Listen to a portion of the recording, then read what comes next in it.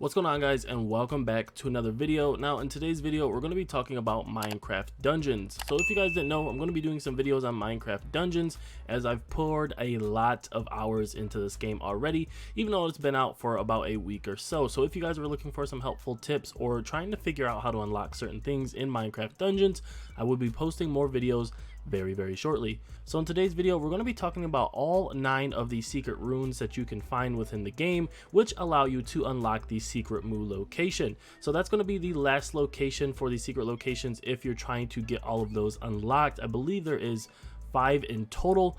So before we get started, I just want to make this very clear that in order to do this, you need to make sure that you have completed the game on at least default difficulty, which is the easiest difficulty to do. So make sure that you've completed all of the levels, you've beat the Arch-Illager, and then you'll be eligible to find the runes. Another thing I want to point out is that in your base camp, if you go to the bridge and the bridge isn't lowered, what you need to do is actually go to the, I believe it is southeast side of your camp, and then you need to follow the trail, go through some trees, and you'll be able to hit that switch will allow you to drop that drawbridge, and then you'll go ahead and go inside of the church, and then you'll actually have your first rune from beating the Arch-Illager, and you need to actually put that where it belongs first, and then you'll be able to go ahead and find the runes throughout the different worlds and locations. Now at first I didn't know this, and it was really bugging me when I was trying to find all of the runes. I was like, hey, the switch should be somewhere around here, but for some reason it's not, right? And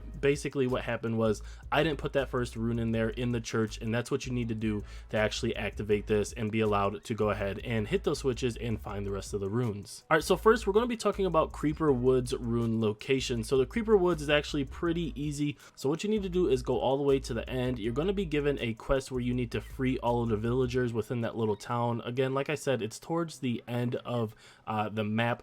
Once you're there, you don't even need to free all the villagers. What you're going to do is you're going to head to the southwest location of the map, and there you'll notice some cobblestone as well as some other stone. Within that cobblestone there will be a switch. Now once you hit that switch, the ground will kind of open up behind you, then you can drop down, go ahead and grab your first rune. Next we have Soggy Swamp. This is going to be another one that's at the end of the location. What you need to do is go ahead and beat that boss at the end. Now once you beat that boss, you need to go ahead and continue as if you're going to be completing that location. But what you'll notice is a pillar right to the right before the door where you go ahead and complete the mission or the location, etc.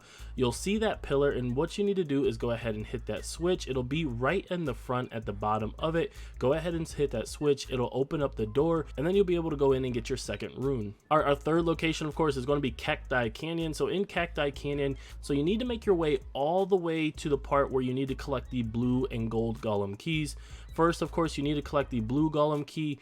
You'll notice that once you go and try to collect that blue golem with that gate there will actually be a switch to the top left. That switch is going to kind of be behind like a palm tree.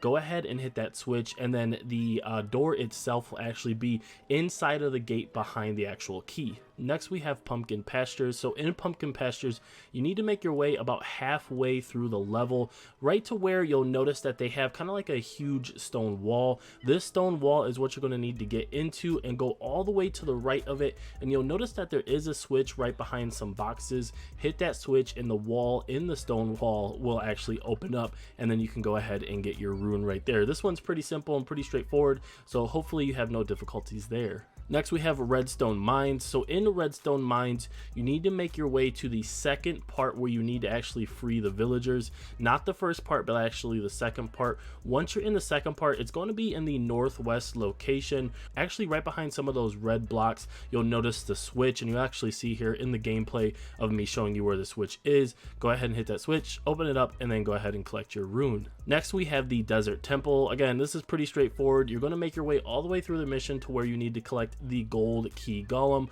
Once you collect that gold key golem, you'll actually notice that there is another room right above where the gold key golem sits.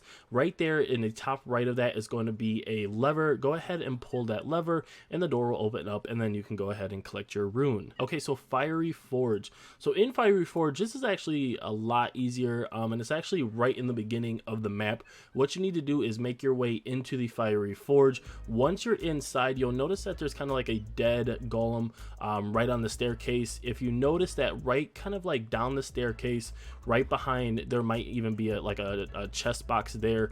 Right behind that box there's going to be a switch. Go ahead and hit that switch, and then you'll be able to go ahead and go inside the door and collect your next rune. Next we have high block halls. So the high block halls, the location's actually going to be in the marketplace itself.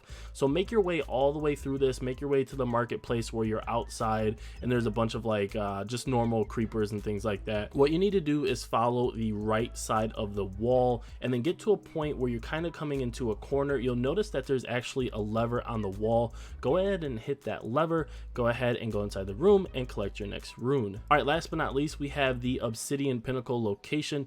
So for the Obsidian Pinnacle location, what you need to do is travel all the way through the map to where you make it inside. Once you're inside, you need to make your way to the library location. So this is going to be the location where you kind of go up the stairs, and then to the left you have a table, and to the right you have a table, and then right in front of you you should have a bookcase. That bookcase, to the left of that bookcase, there's going to be a book in there. You need to actually go ahead and hit that book or pull that book out, and that will open up the door, and that will allow you to get your last rune. Also note there are some chests in there, so if you want to do this but also collect some, you know, decent pieces of gear, possibly go ahead and do this on the hardest mode. But of course, if you're in a rush and you just want to get it done and over with, go ahead and do this on the lowest difficulty. Okay, so once all the runes are collected, you're going to want to make your way back to base camp. Once you're at base camp, you need to go back through that bridge and into the church. Go up to the church and then go ahead and insert all of your runes. Once all of your runes are inserted, the doorway will actually open up, and behind it there will be 2 chests and the location to the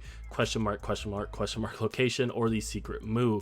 So this is going to allow you to unlock it. Once you unlock it, you'll be able to actually travel there just like you would any other location. It's going to be in the top left part of your map, so go ahead and travel there and beat all the mushrooms up that you want. This is actually a great location to farm endgame if you have something like a scatter crossbow, or you have something that's long like a glaive or some type of broadsword or something like that, to where you can hit multiple enemies at once. This is a perfect place to farm. So hopefully that helps you guys in unlocking the secret moo, getting all the runes based on the location. Now if you found this helpful, go ahead and hit a like button. Let's go for at least 20 likes on the video. I'd be very much appreciated. In addition to that, if you're new to the channel or just haven't done it yet, go ahead and hit that subscribe button and hit that notification bell for additional how-to videos, tips and tricks, etc.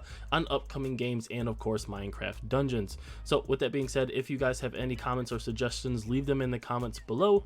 Thank you so much for watching. I hope this was helpful, and I'll see you next time. Peace.